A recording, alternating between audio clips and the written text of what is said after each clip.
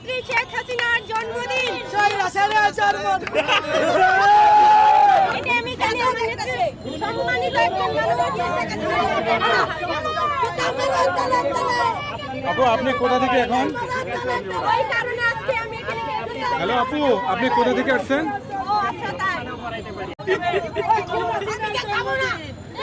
খুনি একটা মাদার চোদ।